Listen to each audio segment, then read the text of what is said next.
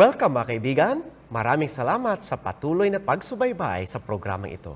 Sa programang ito ay ating sasagutin ang inyong mga katanungan kagaya na lamang ng pinagtatakban ba ng dyablo ang Antikristo? Sino ang Antikristo? Lahat ng yan dito lang sa Mysteries of Prophecy. Ako si Kevin Pingol. Ako naman po si Jessa Lupingol. At kami ang inyong mga tagapagsalita sa programang ito. Mag-review po muna tayo sa ating tinalakay sa huling episode. Ating pinag-aralan sa last episode, UFOs, the Occult, and Christ Coming. Tingnan natin kung ma-perfect ba ninyo ang ating quiz. Tama o mali lang po ito. Meron po kayong papel, isulat niyo po ang inyong sagot. Question number 1. Tama o mali? Ang UFO at ang gawain ng kadiliman ay konektado. Tama o mali? Question number 2, tama o mali? Ang muling pagparito ni Jesus ay isang lihim na pangyayari. Question number 3, tanong, ilang mga mata ang makakakita kay Jesus kapag siya ay bumalik sa ikalawang pagkakataon? Question number 4, tama o mali? Sa muling pagbabalik ni Jesus, ang mga matuwid na nangamatay ay bubuhayin. Question number 5, isulat ang isa sa 5 katotohanan. Sa huling episode, nag-aral tayo ng 5 katotohanan galing sa Biblia patungkol sa muling pagpaparito ni Jesus. Sige po, tingnan natin kung mapi-perfect ninyo ang ating quiz. Question number 1, Sir Jasalo? Ang UFO at ang gawain ng kadiliman ay konektado. Ang sagot dyan ay tama. Tama. Question number 2, tama o mali? Ang muling pagpaparito ni Jesus sa isang lihim na pangyayari. Ang sagot ay tama. Mali pala, sorry. Ang tamang sagot ay mali. Hopefully, nakuha niyo yun. Question number 3. Ilang mata ang makakakita kay Jesus kapag siya ay bumalik sa ikalawang pagkakataon? Ang sagot dyan ay lahat. Bawat mata. Makikita nyo rin. Number 4, tama o mali? Sa muling pagbabalik ni Jesus, ang mga matuwid na nangamatay ay bubuhayin. Ang sagot ay tama. Question number 5, isulat ang isa sa 5 katotohanan galing sa Biblia patungkol sa muling pagparito ni Jesus. Anong sagot ninyo, kaibigan? Yan po ay literal, kapanapanabik, makikita, maluwalhati at maririnig. Kapag naka-answer po kayo ng ilan sa mga choices na ito, tama po ang inyong mga sagot. Na-perfect mo ba ang ating quiz?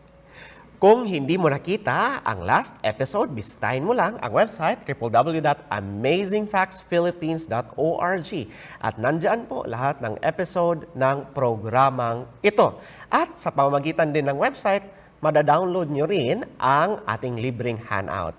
Anong ating pag-usapan sa darating na episode? Ating tatalakayin. Kasunod na episode, The Two Martyrs of Revelation. Sino ang 2 martir na yan at bakit sila naging martir? Yan na po ang ating susunod na pag-uusapan. At ang ating pang-8 episode, The Topic That Satan Hates. Reminder po kaibigan, gagawin ni Satanas ang lahat ng paraan para hindi mo lang makita ang episode na ito, pero wag na wag kang magpapapigil. Siguraduhin mo na makita at pag-aralan natin sabay-sabay ang topiko na talagang kinasusuklaman ni Satanas. At ang ating pang-9 na episode, ating pang-9 na episode ay $10,000 $10,000 offer for a mysterious missing Bible text. Ano po kaya ang nawawalang teksto na yan? Makikita kaya natin yan? Kung makikita natin, meron tayong $10,000. Napaka-exciting po ang ating tatalakayin sa darating na episodes. Ang ating tatalakayin ngayong sa episode na ito, The Antichrist Cover-Up Part 1. Yes, The Antichrist Cover-Up Part 1. Ngayon po sa panahon natin ngayon, napakaraming fake news, napakaraming iskandalo at marami pong mga pagtatakip sa katotohanan ng ating buhay. Kung kaya minsan tayo po'y nakapagtatanong, meron kayang katotohanan? Malalaman pa kaya natin ang katotohanan? Well, ano pong sabi ng Biblia? John chapter 8 verse 32, sabi diyan, at inyong makikilala ang katotohanan at ang katotohanan ay magpapalaya sa inyo. Malalaman po pala natin ang katotohanan, pero yan ay makikita natin sa kanyang salita. Sabi diyan, magtatanong tayo, may pagtatakip ba patungkol sa Antikristo? Surely, meron po. Bakit? Sapagkat malaki ang gagampanang papel ng Antikristo sa huling mga kapanahunan, kaya ito'y pinagtatakpan ng dyablo. Alam po ba ninyo na binigyan tayo ng babala ng ating Panginoon sa Revelation chapter 14 verse 6 to 10. Babasahin po natin. Yan, makikita natin yung babala. Verse 6, sabi diyan, at nakita ko ang ibang anghel na lumilipad sa gitna ng langit na may mabuting balita na walang hanggan upang ibalita sa mga nananahan sa lupa at sa bawat bansa at angkan at wika at bayan. So, yung mga anghel na ito yung makikita natin, meron silang dalang balita. At sinabi niya ng malakas na tinig, matakot kayo sa Diyos. Ito yung mensahe ng unang anghel. 3 anghel po ito. Unang anghel, ito ang kanyang mensahe. At magbigay kaluwalhatian sa kanya, sapagkat dumating ang panahon ng kanyang paghatol at magsisamba kayo sa gumawa ng langit at ng lupa at ng dagat at ng bukal ng tubig. Verse 8. At ang iba, ang pangalawang anghel, ay sumunod na nagsasabi na guho ang dakilang Babylonia na siyang nagpainom sa lahat na bansa ng alak ng kagalitan ng kanyang pakikiapid. Titingnan po natin, pag-aaralan natin yung ikalawang mensahe na ito ng ikalawang anghel. Next po, verse 9, at ang ibang anghel, ang pangatlo ay sumunod sa kanila, na nagsasabi ng malakas na tinig, kung ang sino man ay sumasamba sa hayop at sa kanyang larawan at tumatanggap ng tanda sa kanyang noo o sa kanyang kamay, ay iinom din naman siya ng alak ng kagalitan ng Diyos na nahahandang walang halo sa inuman ng kanyang kagalitan.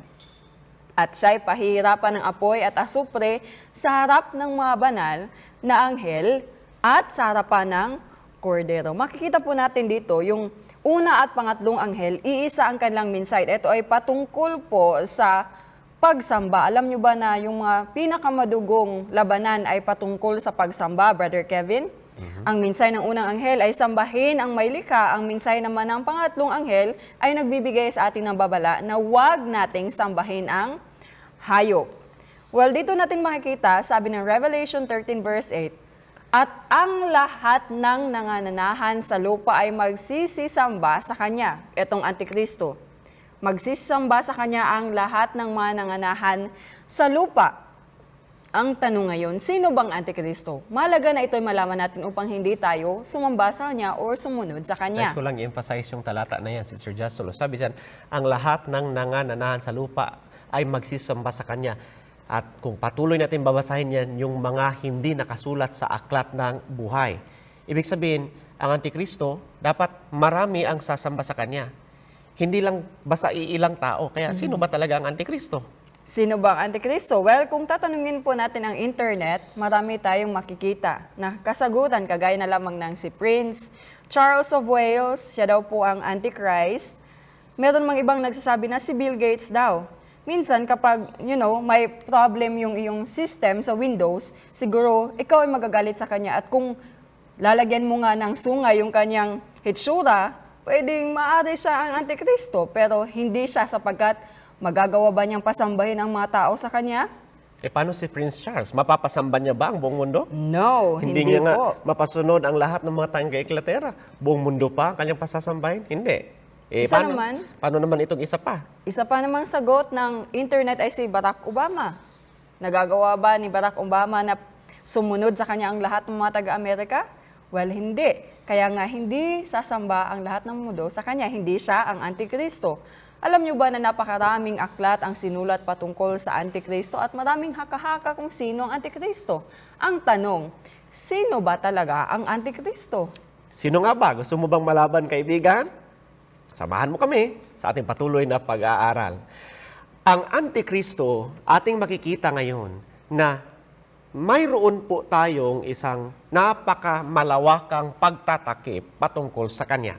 Ayon ang Diablo na makilala natin ang Antikristo dahil ang gusto niya, sambahin natin ito. Pero sabi ng pangatlong anghel, babala, huwag sasambahin. Ibig sabihin, nagbigay ang Diyos ng babala, ibig sabihin, meron din siyang napakaliwanag na warning sa atin at mga clues para makilala natin ang Antikristo para hindi natin ito masamba.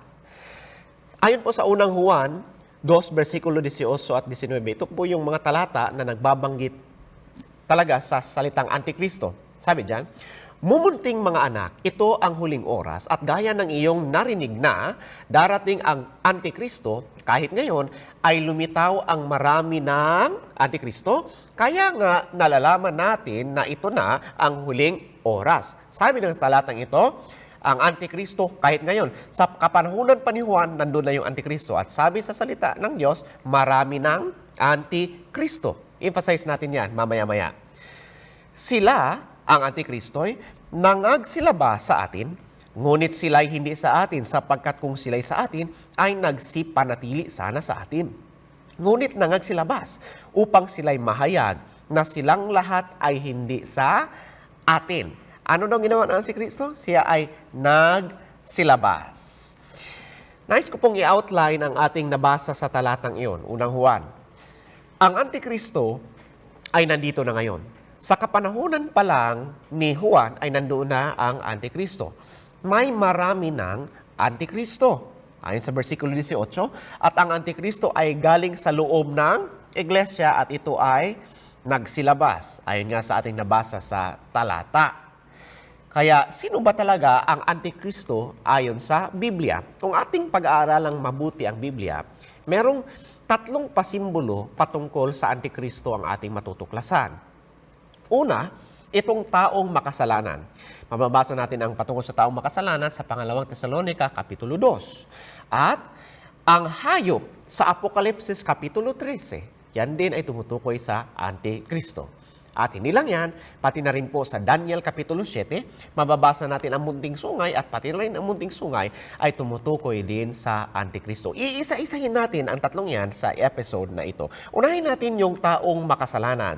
Pangalang Tesalonica Kapitulo 2, versikulo 3 at 4. Sabi ng salita ng Diyos, huwag kayong magpadaya kanino man sa anumang paraan sapagkat ito'y hindi darating maliban nang dumating mula ang pagtaliwakas at mahayag ang taong makasalanan ang anak ng kapahamakan. Pasinin niyo po, merong binanggit dito, taong makasalanan at tinawag din siyang anak ng kapahamakan. Alam po natin na ito ay sumisimbolo sa Antikristo. At sabi dito, na sumasalangsang. Anong ginagawa niya? Sumasalangsang at nagmamataas laban sa lahat na tinatawag na Diyos o sinasamba.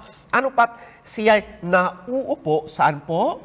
Sa templo ng Diyos, na siya'y nagtatanyag sa kanyang sarili na tulad siya ng Diyos. Yun po ang ginagawa ng Antikristo. Anak ng kapahamakan ang tawag ng Biblia sa kanya. John 17 verse 1. Alam niyo po, meron pang isang tao, isa pang karakter sa Biblia na tinatawag na anak ng kapahamakan. At yun ay walang iba kundi si Judas. Ayon po yan sa Juan Kapitulo 17, versikulo 12, tinawag din si Judas na anak ng kapahamakan. Ang tanong, alam kaya ng kanyang kasamahan ang 11 pang mga disipulo o mga alagad na si Judas pala ay Judas? Hindi. Hindi. Akala nila kasama talaga nila si Judas, pero ang totoo pala, siya ay traidor. Sabi nga sa Lucas 22 verse 3, at pumasok si Satanas kay Judas na tinatawag na Iscariote na kabilang sa 12. Kabilang doon sa mga alagad ni Jesus. Nagkukunwaring alagad, pero ang totoo pala, siya ay isang taksil. Kaya nga si Judas ay isa ring anak ng kapahamakan. Ibig sabihin, si Judas ay isang Kristiyanong diablo, tagaloob, at nagpapakilalang tagasunod ni Kristo. Siyang naging daan sa paggawa ni Satanas. Nagtatago sa likod ng Kristiyanong maskara. Ganyan din ang Antikristo. Tinatawag ng kanyang sarili na Kristiyano, pero sa totoo pala, siya ay Antikristo, kumakalaban sa Panginoon. Halip na maging halatang masama, na parang lantarang kumakalaban sa Kristyanismo galing sa labas ng iglesia, ang tunay na Antikristo ay tulad ni Judas. Tagaloob at nagkukunwaring Kristiyano, pero Sabi traidor. po, yes, sabi sa 2 Thessalonians chapter 2 verse 3 and 4, siya ay tinawag na anak ng kasalanan. Alam niyo ba na ang tekstong ito ay ginagamit ng napakaraming mata upang suportahan yung idea na isang tao lang itong Antikristo? Totoo ba yan na isang tao lang ang Antikristo? Sabi sa 1 John chapter 2 verse 18 and 19, binasa natin kanina, kahit ngayon ay lumitaw na ang marami ng Antikristo. Ibig sabihin, hindi lang iisa, kundi marami. Patuloy, makikita natin dito nga kung ang Antikristo Isang tao lang. ay isang tao lang, kung nandyan ang Antikristo sa kapanahonan ni Juan, ibig sabihin, from that time hanggang ngayon, siguro ang kanyang edad ay nasa mga higit 2,000 na. May tao bang ganun? Wala. Kung kaya, makikita natin na ito ay isang hindi nag-iisang tao lang. Binasa natin kanina sa 2 Thessalonians chapter 2 verse 3 na siya ay tinatawag na anak ng kapahamakan, nasa kanyang hiwaga ng kasalanan sa verse 7 ng 2 Thessalonians, at siya ay tampalasan. Ang tampalasan ayon sa verse 8. Makikita natin na ang anak ng kasalanan, kung pagbabasihan ng Biblia, ay tumutukoy sa salit-salita ng mga tao sa buong historya. Siyang sumusunod sa tradisyon at kasalanan kaysa sa purong salita ng Diyos. Masigit sa kanya ang pagsunod sa mga tradisyon at turo ng tao. Makikita natin, tiningnan natin unang-una yung pasimbolo patungkol sa anak ng kasalanan. Pero meron pang dalawa na pasimbolo patungkol sa Antikristo at yan ay ang hayop at ang... Apokalipsis 13. Yes, ayon sa Revelation chapter 13 at ang maliit na sungay ayon sa Daniel chapter 7. Tingnan natin sa Revelation chapter 14 verse 9 and 10, mababasa po natin actually na merong babala ang Diyos. na binigay sa atin ang Diyos. Huwag nating sasambay ng hayop. At ngayon kikilalanin natin kung sino ang hayop. Revelations 13. Paano ba natin nasabi na ang hayop ay sumisimbolo sa Antikristo? Well, simple lang. Dahil ang hayop na yan, taglay niya ang numero ng Antikristo. Revelations 14 verse 9. Basahin po natin muli ang babala. At ang ibang anghel, ang pangatlo, ay sumunod sa kanila na nagsasabi ng malakas na tinig kung ang sinuman ay sumasamba sa hayop at sa kanyang larawan at tumatanggap ng tanda sa kanyang noo o sa kanyang kamay, ay iinom din naman siya ng alak ng kagalitan ng Diyos na nahahandang walang halo sa inuman ng kanyang kagalitan at siya ay pahihirapan ng apoy at asupri sa harapan ng mga banal na anghel at sa harapan ng kordero. Kaya nga, ingat tayo. Huwag nating sasambahin ang Antikristo na hayop. Sabi ko nga, ang hayop sa Apokalipsis 13 sumisimbolo sa Antikristo dahil taglay niya ang numero ng hayop ayon sa Revelations 13 verse 18. Yan po ang sumisimbolo sa Antikristo, ang hayop sa Revelations 13. Babasahin po natin ang talata. Apokalipsis 13, versikulo 1 hanggang 3. At siya ay tumayo sa buhanginan ng dagat at nakita ko ang isang hayop na umaahon sa dagat na may 10 sungay at 7 ulo at sa kanilang mga sungay ay may 10 diadema at sa kanyang mga ulo ay may mga pangalan ng kapusungan. At ang hayop na aking nakita ay tulad ng isang leopardo at ang kanyang mga paa ay gaya ng sa oso at ang kanyang bibig ay gaya ng bibig ng leon at ibinigay sa kanya ng dragon ang kanyang kapangyarihan at ang kanyang luklukan at dakilang kapamahalaan. At nakita ko ang isa sa kanyang mga ulo na waring sinugatan ng ikamamatay at ang kanyang sugat na ikamamatay ay gumaling at ang buong lupay ng gilala sa hayop. Yan po. Yung hayop na yan, imagine nyo po ba? Dahil para hindi po kayo mahirapang mag-imagine, meron pong artist description sa Antikristong hayop na yan. Ayon po sa talata na ating binasa, hayop na may 7 ulo at 10 sungay. Katawan ng leopardo, ulo ng leon, paa ng oso. Yan po ay tumutukoy sa Antikristo. Ating pong titignan, kukuha tayo ng mga palatandaan galing sa talata ng Revelations 13 para makilala natin kung sino ang Antikristo. Tandaan, ang hayop na ito ay sumisimbolo sa Antikristo. Number 1, ay sa ating binasa, ang hayop sa Apokalipsis 13 ay umahon sa dagat. Ano bang ibig sabihin ng dagat? Tandaan po natin, sa hula ng Biblia, sino nga dapat mag-interpret? Pwede bang ako? Hindi. Pwede ba si Sir Jasalo? Hindi. Pwede ba kayo? Hindi. Dapat ang Biblia ang mag-interpret sa kanyang sarili. Revelation 17 verse 15. At sinabi niya sa akin, ang ano daw po?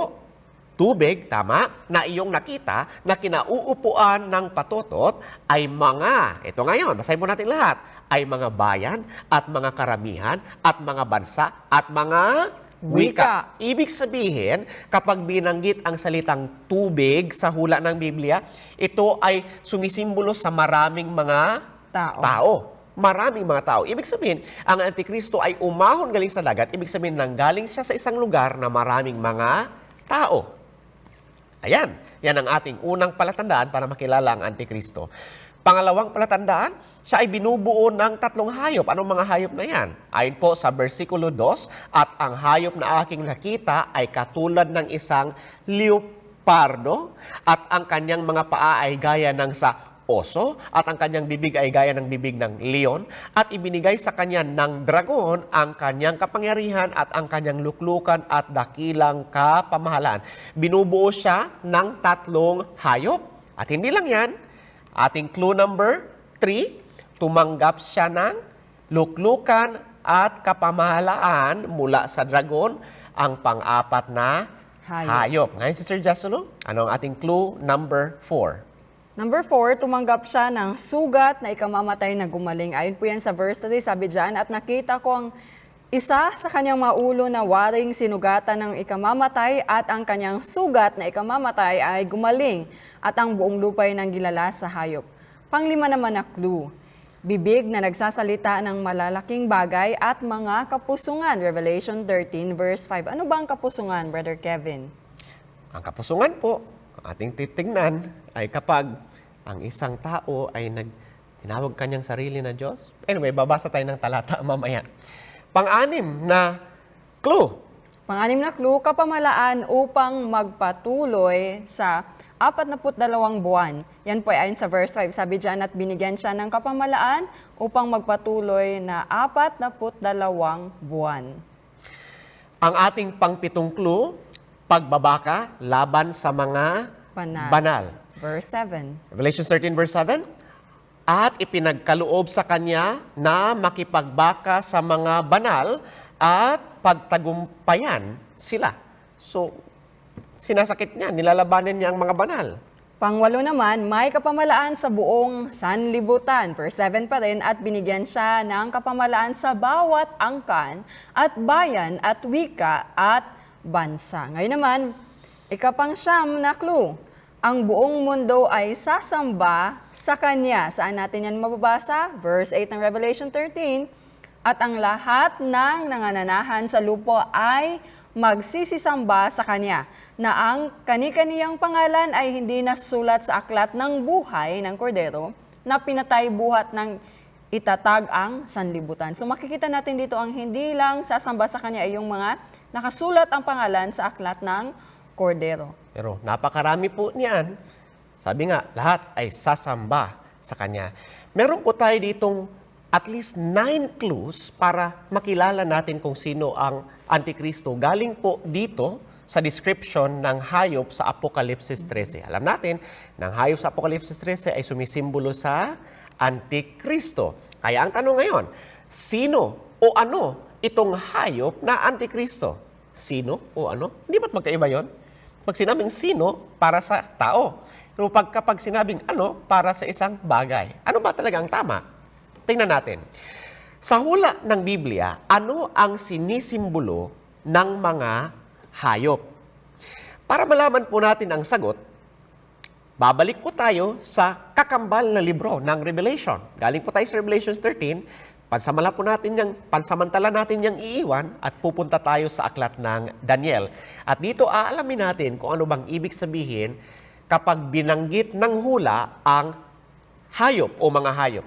Babasa po tayo galing sa Daniel Kapitulo 7. Sabi ng salita ng Diyos, versikulo 2 at 3, versikulo 1, si Daniel ay nagsalita at nagsabi, may nakita ako sa aking pangitain sa kinagabihan at narito ang 4 na hangin ng langit ay nagsisihihip sa malaking dagat. Ngayon, pansinin niyo, meron tayong nabasa dyan na hangin. At 4 na malaking hayop na magkakaiba ay magsiahon mula sa dagat. And by the way, banggitin ko lang pala muna yung hangin. Kapag sinabing hangin, ibig sabihin po niyan sa hula ng Biblia, kaguluhan. Ayon po yan sa Jeremiah 49 verse 36 and 37. Pero pasinin niyo po, sabi dito, 4 na malaking hayop na magkakaiba ay nagsiahon mula sa dagat.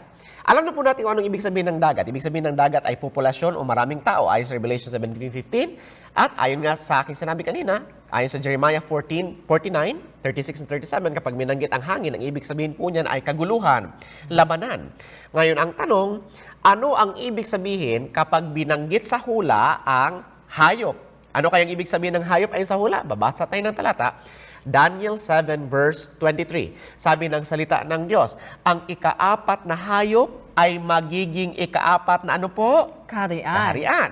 Sa ibabaw ng lupa na magiging kaiba sa lahat ng kaharian. Napakaliwanag na sinasabi ng salita ng Diyos. Kapag binanggit ang hayop, ang binabanggit pala ay isang kaharian. Kaya kapag sinabing hayop, ang pinag-uusapan ay isang kaharian o isang bansa.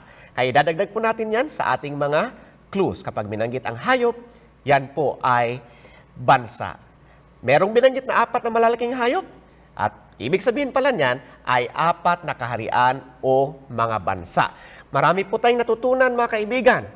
At this point, alam na natin na ang ibig sabihin pala ng hayop ay kaharian o bansa.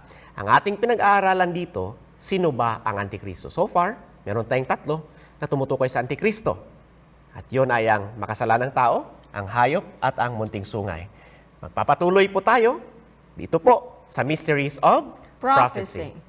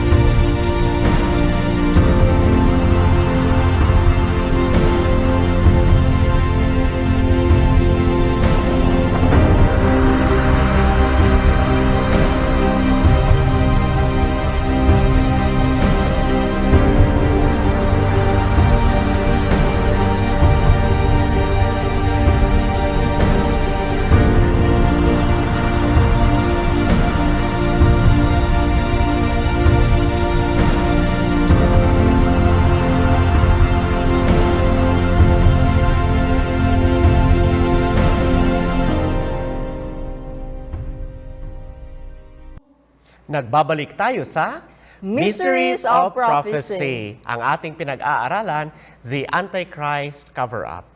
Atin na pong naintindihan na kapag binanggit sa hula ang hayop, ang pinag-uusapan ay mga kaharian o di kaya ay bansa. Kahit nga sa panahon natin ngayon ay ginagamit pa rin natin ang hayop para simboluhan ang bansa. Kagaya na lang ng agila. Anong bansa bang sinisimboluhan ng agila? Walang iba kundi ang United States. Ang Russia naman ay sinisimboluhan ng oso. Oso. Ano kaya sa Pilipinas? Well, actually, nalilito ako. Ano ba? Maya? O kalabaw? Anyway, alam natin na kapag binanggit ng hula ang hayop, ang ibig sabihin pala niyan ay kaharian o bansa.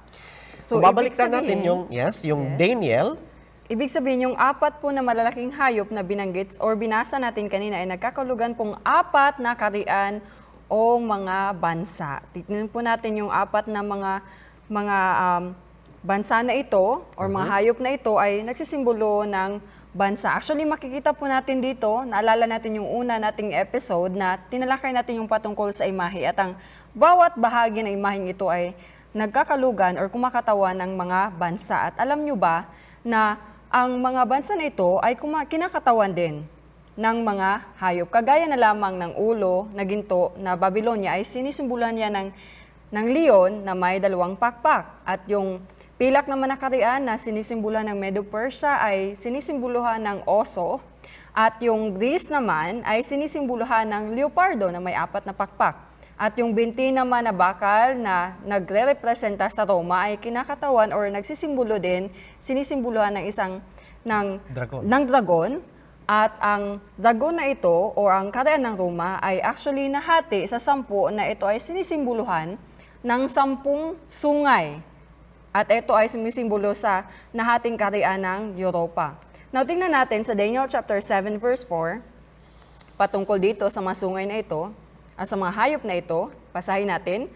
Ang unay gaya ng leon at may mga pakpak ng agila. Aking minasdan hanggang sa ang mga pakpak niya ay nahugot at ito'y nataas mula sa lupa at pinatayo sa 2 paa na gaya ng isang tao at puso ng tao ang nabigay sa kanya. Makikita natin dito na ang kaharian nito na sinisimbolo ng leon ay actually ang kaharian ng Babylonia. In fact, kapag titingnan natin yung mga nagiba na mga natitirang mga nagiba or mga artifact doon sa lugar kung nasaan yung dating Babylonia, makikita natin yung pasimbolo ng isang leon na may pakpak. Yan ay ang kaharian ng Babylonia. Ang sinaunang kaharian ng Babylonia ay nakitayo yan doon sa bandang Iraq. At maraming natuklasan ang mga arkeologo na artifact na katulad na nakikita niyo sa screen. Sa dingding, nakaukit, leon na may pakpak. Kaya nga ang leon na may pakpak ay sumisimbolo sa sinisimboluhan din ng ulong ginto, Babylonia, na naghari from 605 to 539 BC. Then, tingnan natin, ano ba yung pakpak ng leon na ito? Ano pang sinisimboluhan yan? Actually, pwede niyo po i-take note, Habakkuk chapter 1, verse 6 to 8, at yan po ay sumisimbolo, or yan po ay nagpapakita sa atin na isang speed or ng bilis ng pananakop. Kung kaya may pakpak ang leon na yan. So, ibig sabihin, mas maraming pakpak, mas mabilis ang pananakop. Yes. Patuloy sa Daniel chapter 7 verse 5, sabi diyan, at narito ang ibang hayop na ikalawa, na gaya na isang oso, at lumitaw sa isang tagiliran, at 3 tadyang ang nasa kanyang bibig sa pagitan ng kanyang mga ngipin, at sinabi ng mga ito, ang ganito sa kanya, bumangon ka, manakpal ka ng maraming laman. Ano ba ang sinisimboluhan ng hayop na ito, Brother Kevin, itong oso? Yan po ay sumisimbolo, walang iba, kundi sa, ano kaya? Kaharian ng Medo-Persia. Bakit may 3 tadyang sa kanyang bibig? Kung ating titignan ang kasaysayan, 3 kaharian ang nilamon ng Medo-Persia. Yun ay ang Babylonia. Pagkatapos niyang sakupin ng Babylonia, ay sinakop niya rin ang kaharian ng Lydia, pati na ang kaharian ng Ehipto. Kaya may 3 tadyang sa kanyang bibig. At hindi mapapansin na ang isang bahagi ng oso ay nakaangat. Kasi nga, minsan, mas malakas ang Medo-Persia, minsan mas malakas ang, kasi 2 kaharian po ito. Medes. Kaharian ng Medes at ang kaharian ng Persia. Persia. Minsan mas malakas ang Medes, minsan mas malakas ang Persia, kadalasan mas malakas ang Persia. Kaya ang isang bahagi ay nakaangat. Mapapansin po natin na akmang-akma yung description ng Biblia patungkol sa kaharian ng Medo-Persia na naghari from 539 to 331 BC. By the way, tandaan niyo po kapag BC, paatras yung bilang ha. Kapag mas malaki yung numero, ibig sabihin mas matagal ng panahon. Kapag mas maliit, mas recent po. Daniel 7 verse 6, pagkatapos nito ay tumingin ako at narito ang iba, gaya ng isang leopardo na mayroon sa likod niya una 4 na pakpak ng ibon. Ang hayop ay mayroon din namang 4 na ulo at binigyan siya ng kapangyarihan. 4 na ulo, 4 na pakpak, alam na natin kung anong ibig sabihin ng pakpak, hindi po ba? Bilis ng pananakop. At meron siyang 4 na ulo. Yan po ay sumisimbolo, wala nang iba kundi sa imperyo o sa kaharian ng Greece. Pag-usapan po natin ang Greece. Si Alexander po ang pinuno ng Greece at siya ay isa sa pinakamagaling na general sa lahat ng panahon. Kilala sa kanyang talino bilang taktisyan at pinuno ng hukbo at sa bilis ng kanyang pananakop na sa napakalawak na teritoryo. At ayun nga sa historya, sa ating kasaysayan ay umiyak si Alexander. Sabi niya, wala na akong masasakop pa na teritoryo. Dahil halos masakop niya na ang buong mundo. Ngunit ang nangyari, bakit may 4 na ulo? Kasi nung si Alexander, kahit gaano siya kagaling, alam niyo po, hindi niya napagtagumpayan ang kanyang sarili. Siya po ay mahilig uminom ng alak. Kaya nga siya ay, ayon nga sa ibang mga historian, siya ay nagkasakit sa atay. At yung dahilan ng kanyang mabilis na pagkamatay. He died around the age of 30-something. At siya ay namatay. Ngayon, bago siya namatay, habang nandun siya sa kanyang higaan, lumapit sa kanya ang kanyang apat na general. Apat kasi ang kanyang general. At sabi sa kanya, mahal na emperador, kanino mo ba ipapamana ang iyong imperyo? Alam niyo ang sagot ni Alexander? Sabi niya sa kanyang apat na general. Sa pinakamalakas. Sa pinakamalakas. Ang problema, sabi ng bawat general, ako yun.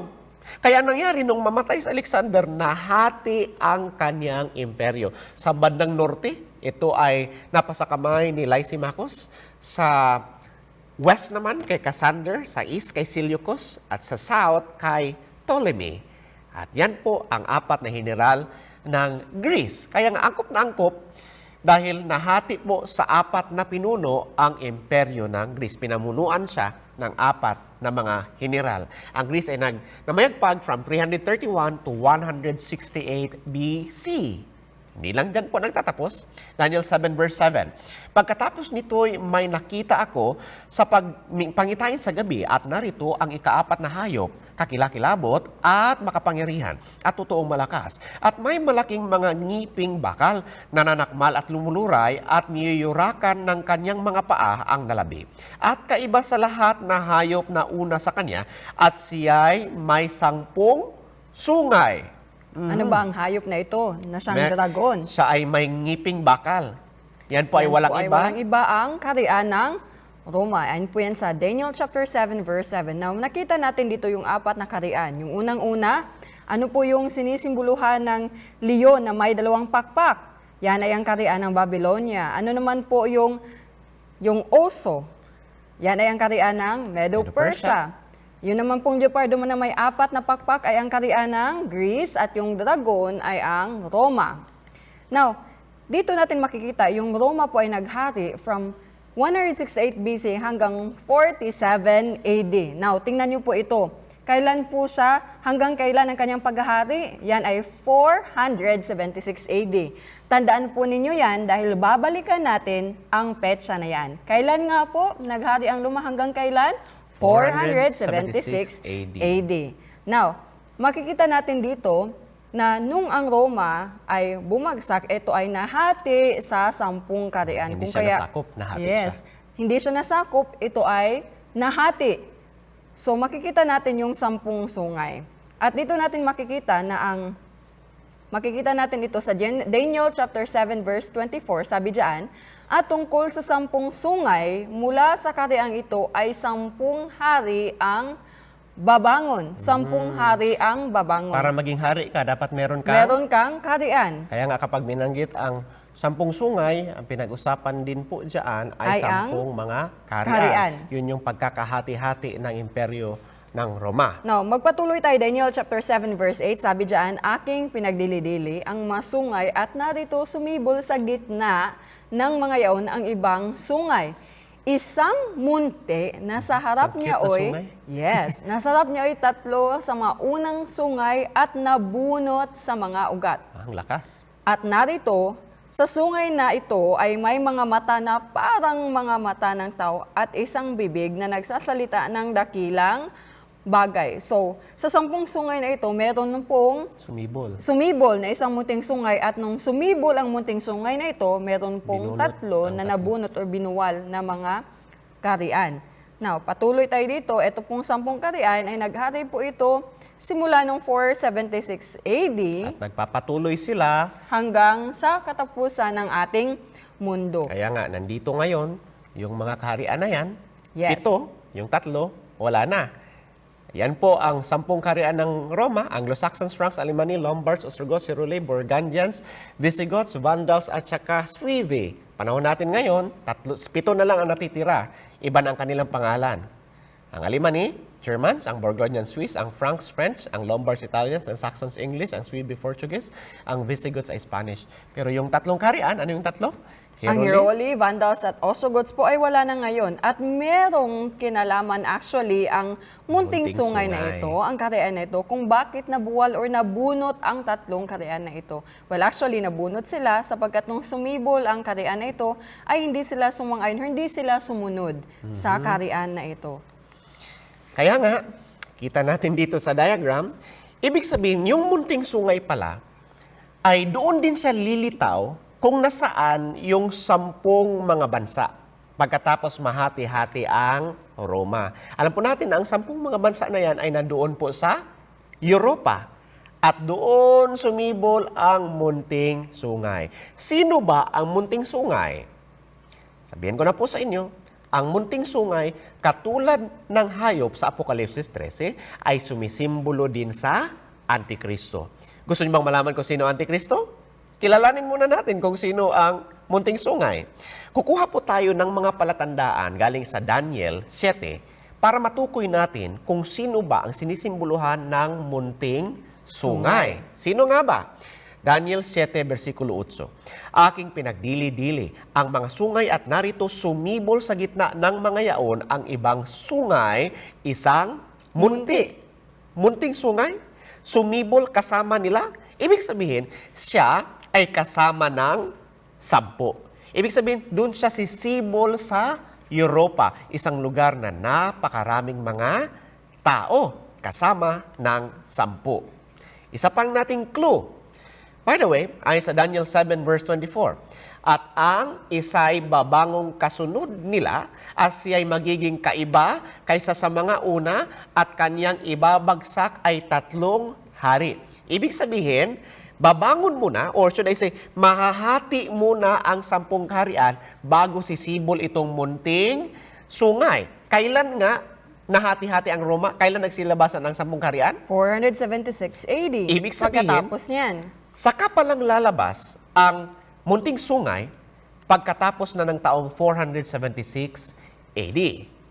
Ayan ang ating pangalawang clue. Ibig sabihin, sa pag-aaral lamang sa nakaraan natin, makikilalang lubos ang Antikristo, kung sino siya at kung ano ang kanyang gagampanan sa panahon natin ngayon at sa hinaharap.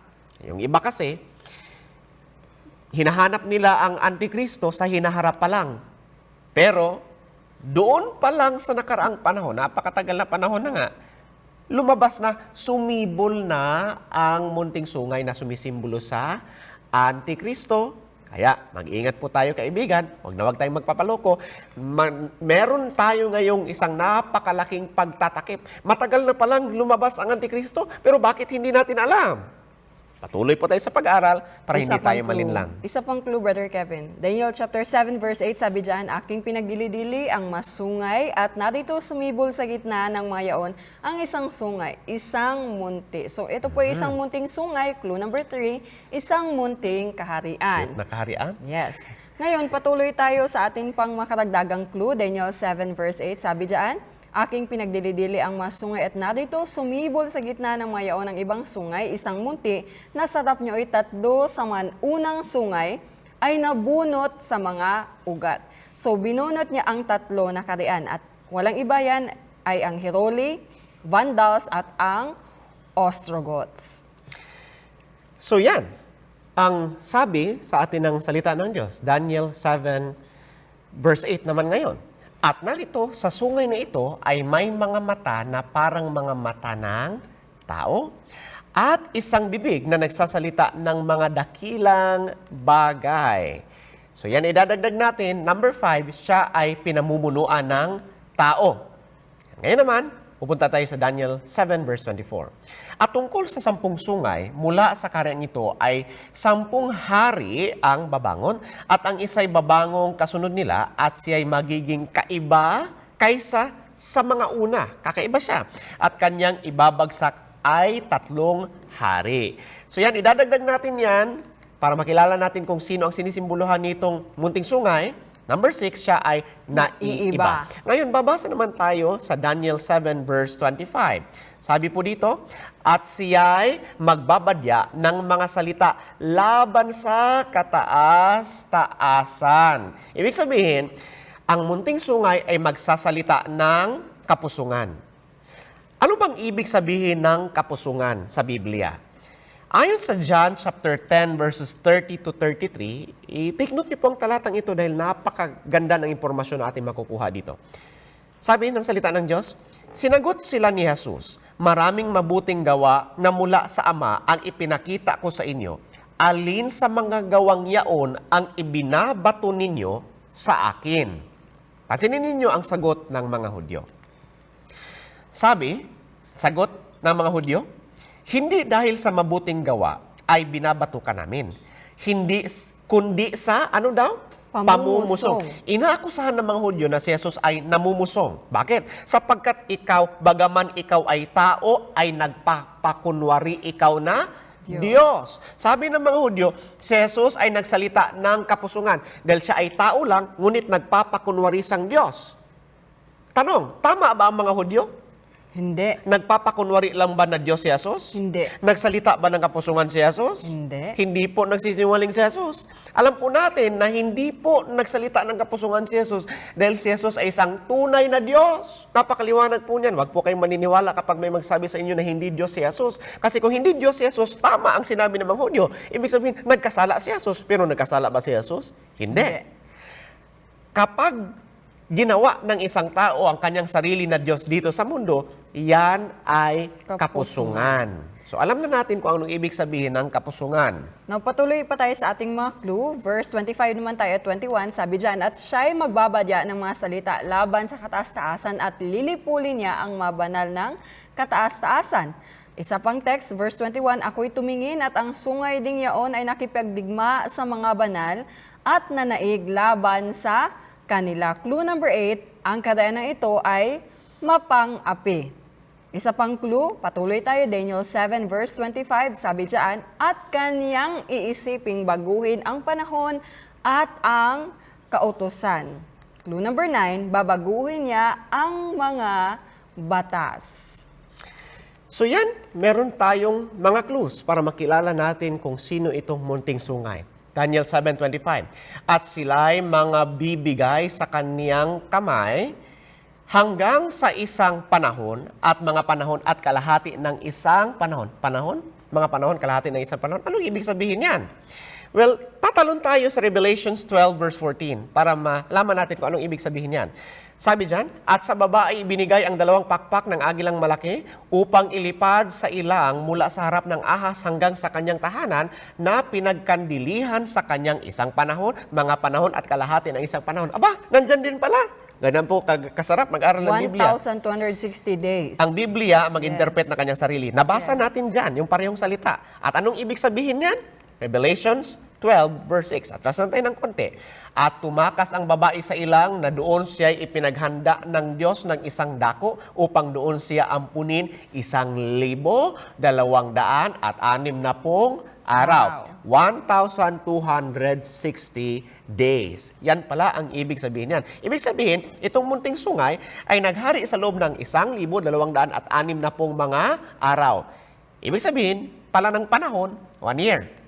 Mga panahon, 2 years. At kalahating panahon is 1/2 year. Ang resulta po niyan is 3.5 year.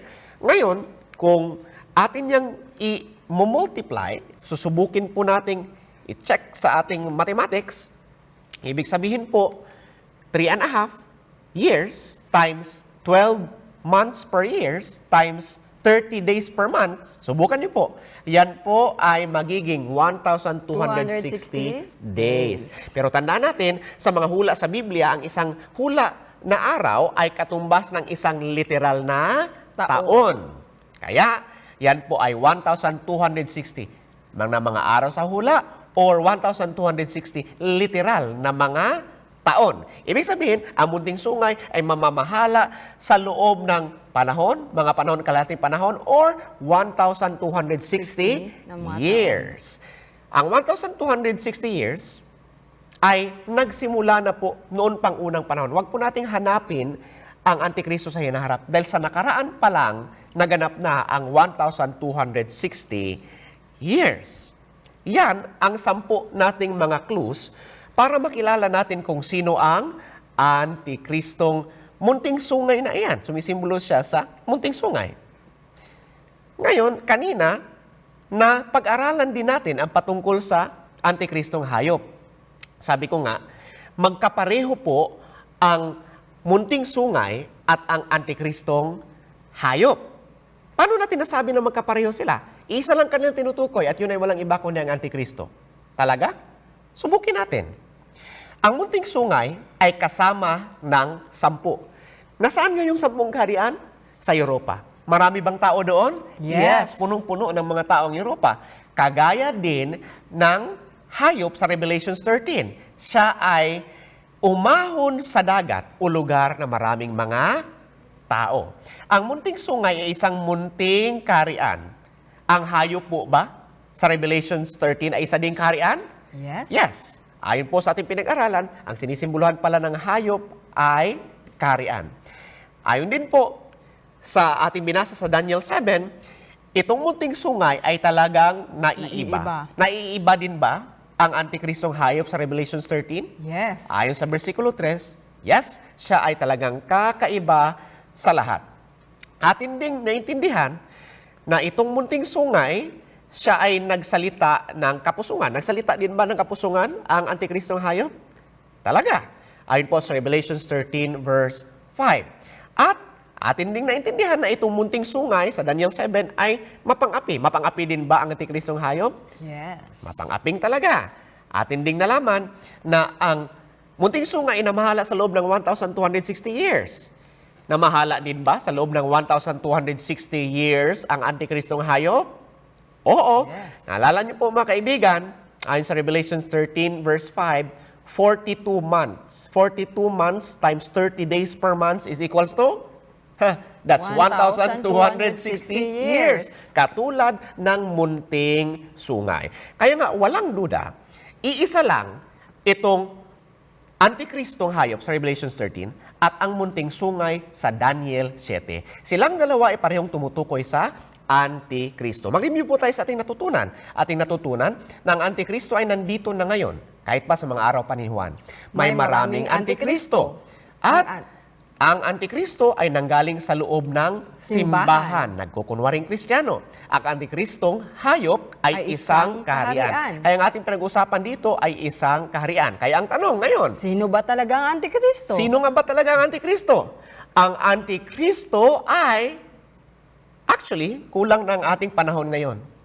Kaya bibitinin muna namin kayo kasi kukulangin po ang ating panahon. Ipagpapatuloy po natin ang pag-aaral kung sino ba talaga ang Antikristo sa darating na episode ng ating seminar. Sa susunod na mga episode ng ating seminar, bibigyan namin kayo ng 2 clue. At kayo na mismo magsasabi sa amin kung sino ang Antikristo. Ang ginawa natin ngayon, alam ko po, nabitin kayo. Siguro nakapagsasabi yung ating manonood, sayang! Pero huwag kayong mag-alala, ang ginawa po natin ngayon, para po tayong jury.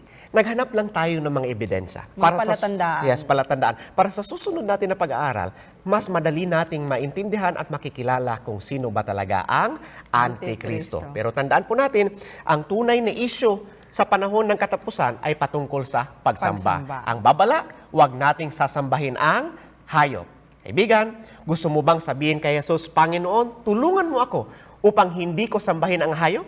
Yan ba ang sinasabi ng iyong puso? Kung ganyan po, pwede mo ba ipakita yan sa pagtaas ng iyong kanang kamay? Nakikita ka ng Panginoon at tutulungan ka niya. Huwag nating sasambahin ang hayop.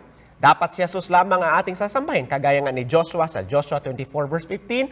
At kung inakala ninyong masama ang maglingkod sa Panginoon, ay piliin ninyo sa araw na ito kung sino ang iyong paglilingkuran, ngunit sa akin at sa aking bahay, kami ay maglilingkod sa Panginoon. Tunay nga na may pag-asa para sa iyo. Ang propesiya ay nagpapakita sa inarap. May pag-asa para sa iyo na mga simbolo ay naintindihan sa sangsulyap. May pag-asa para sa iyo, mga pangyayari hindi basta na lang nagaganap. May pag-asa kay Kristo para sa iyo. Dito muna nagtatapos ang ating pag-aaral, kaibigan. Tapusin natin ito sa isang panalangin. Manalangin tayo. Ama naming nasa langit, maraming salamat sa iyong paggabay sa amin. Tulungan niyo po kami upang lubusan namin makilala ang Antikristo. Tulungan niyo po kami upang hindi namin siya sambahin. Maraming salamat sa napakaraming liwanag na aming natatanggap galing sa inyo. Pakiingatan niyo po ang bawat isa na tagapanood at ang bawat isa sa amin. Ito po ang aming hinihiling sa pangalan ni Jesucristo, naming Diyos at tagapagligtas. Amen. Ang susunod natin na episode ay The Two Martyrs of Revelation. Sino bang dalawang martir na yan? At bakit sila naging martir? Lahat ng yan dito lang sa Mysteries of Prophecy.